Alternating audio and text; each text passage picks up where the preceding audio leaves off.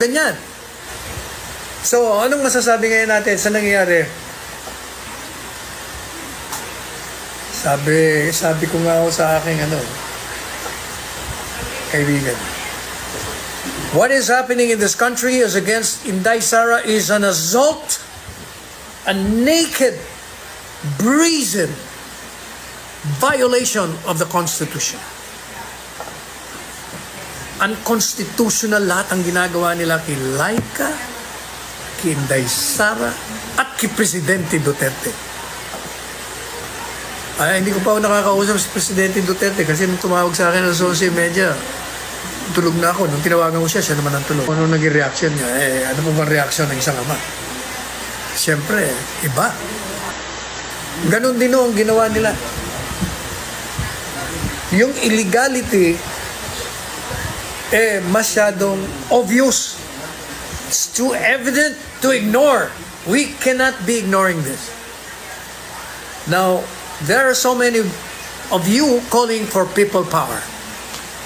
Gusto nyo, alam niyo yung people power, madaling sabihin niya. But ang people power hindi yung nangyayari sa isang kisap mata. Ang people power noong 1965 revolution, it took us many years. I remember, kailan ba yung people power? Tama ba ako? 65? 85. Sinimulan nun namin yung 1965 pa. 86 ang revolution, di ba? 1986, EDSA revolution. 65 pa ho. Nung kami mga estudyante, aktivista, nagsimula na ho kami. Kasi sa aming pananaw, sa aking personal na pananaw, ang dating Pangulong Ferdinand Marcos Sr. was violating through the military and the police the rights, the human rights of the Philippines. Kaya nag-aktivista kami, di ba? Nandiyan yung Kabataang Makabayan, nandiyan yung Samahang Demokratikong SDK, nandiyan yung itinayo kong Samahang Radikal.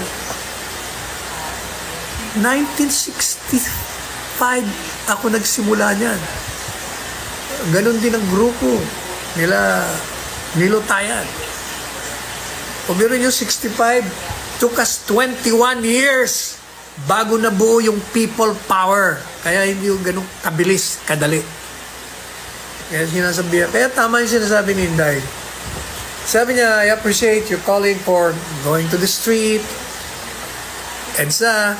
Pero ang labanan, hindi sa kalsada. Ang labanan, alam niyo na kung saan.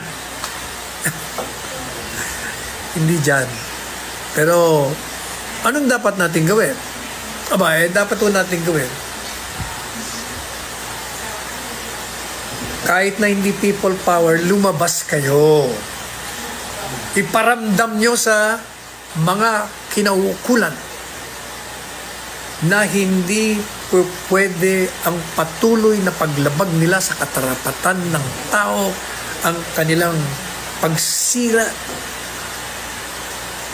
sa mga karangalan ng mga inosenteng tao, ang pagpapakulong nila sa mga resource persons na wala namang kasalanan maliban sa ayaw sumagot dahil may dahilan naman. Kasi sa ating saligang batas, pwede ka namang hindi sumagot pag ini-incriminate mo na sarili mo. Hindi po ba? Lumabas kayo. Hindi para mag-revolusyon o magsikan. Hindi ho yan. Kung hindi, ipakita nyo sapagkat ang pamalaan, kung sila ay maselang mag-aaral ng kasaysayan, they will learn from the lessons of the past, the lessons of history. If you're a serious student of history, you will know that people will rise in revolt the moment they see that their welfare has been forgotten. Tandaan nyo, the very foundation of a government, ang pinakabatayan ng isang gobyerno. Unang-una, ano ba ang gobyerno? Ang gobyerno ay nilikha ng mga taong bayan, upang siya ang maging siyang mamahala sa batas, sa mga pangangailangan ng nasa gobyerno na sinasakupan, upang tugunan ang lahat ng problema. Kaya binigyan ng kapangyarihan ang mga inihalal at yung mga ninombrahan naman ng mga hinihalal. Yan. Kaya kung tayo ang lumikha ng gobyerno, lahat ng kapangyarihan ng isang gobyerno ay nanggagaling sa taong bayan. Sa Ingles, sovereignty resides in the people and all authority emanates from them. So madalit sabi, yung taong bayan, kung gusto nilang palitan ang isang sistema pampolitika, iyon ay meron silang kapangyarihan at may karapatan. Pero bigyan nyo ng pagkakataon ang mga nanunungkulan. Bigyan nyo ng babala. Magpakatino kayo. Magpakabait kayo. Tugunan nyo ang pangangailangan ng bayan. Sundin nyo ang batas.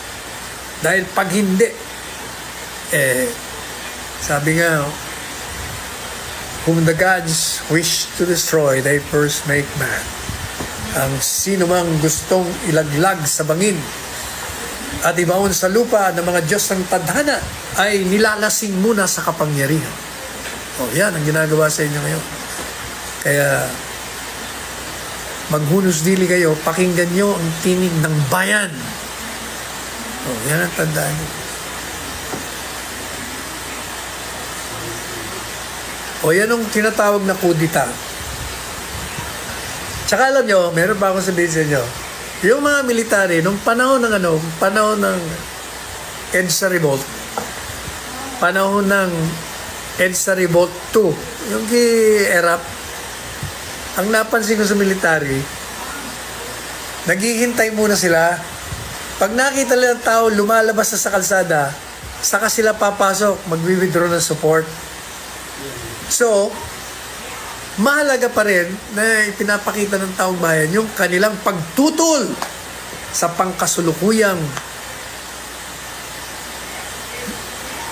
paninira at paglabag sa karapatan pangtao, paglabag sa saligang batas. Kailangan makita nila yun. Kasi sa ngayon, sabi nga ng mga nakausap kong koronel, bakit di kayo umiimik? Busog ho kami. Bakit kayo busog? Kasi si PRD, dinoble na ang sahod namin, wala na kami reason. Nung lumaban kami ng EDSA Revolution, inaapi kami mga pulis, kami mga sundalo, may problema. Kaya kami nag-revolution, sumama kami sa taong bayan ngayon, medyo okay na kami. Hindi. Kailangan isipin nyo rin yung inyong mga anak. Sabi nga ni Presidente, hindi naman kayo kailangan magpu Magsalita lang kayo. Kung ako kayo, magsalita lang kayo ng mag-issue kayo ng statement, lagay niyo mga pangalan niyo. Maniwala kayong kukulong kayo niya. Kung kayong lahat pipirma, kayong lahat ang matataas, maniwala kayo, titino yan. Titino yung mga tiwaling opisyal.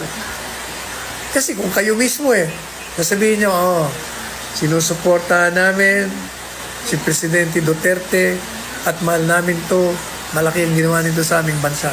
Sinusuportahan namin si Vice Presidente Sara sapagkat matino ito.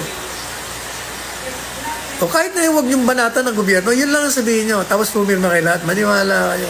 Titino yan. Alam niyo,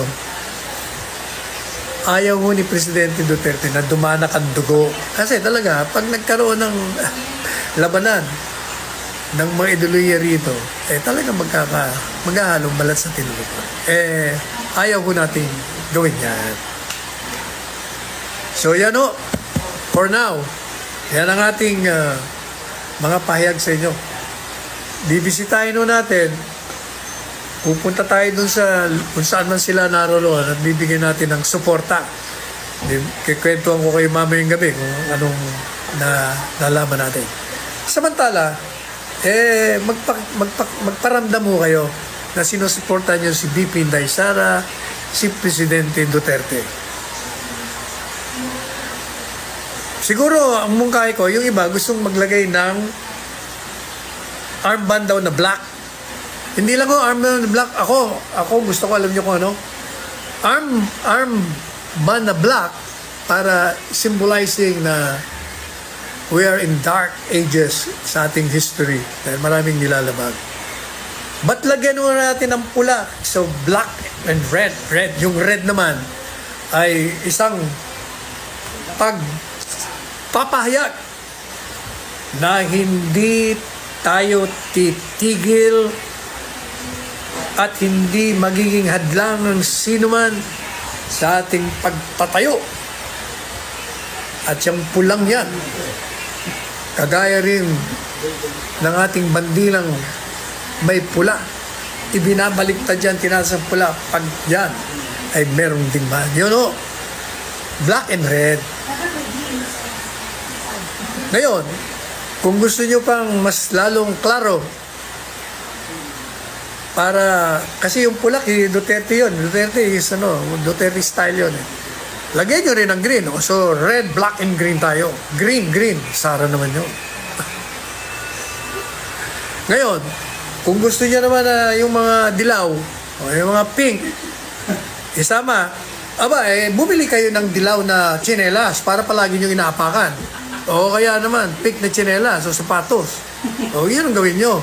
Para kasama rin sila. Yun nga lang, ang inaapakan natin. Hindi ba? O sige, for now, thank you for the 12,000 viewers we had. 4,500. Ha? 4,500. Hindi, umabot nga ng 12,500 eh. Umabot na 4,500. Ngayon 8,000. Pahinga muna ho. Dahil mag-aalmusal muna ako. almusal.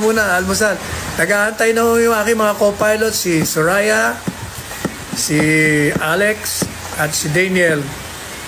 Ito, ang mga kasama natin sa mga kasama ito ni Laika sa kulungan.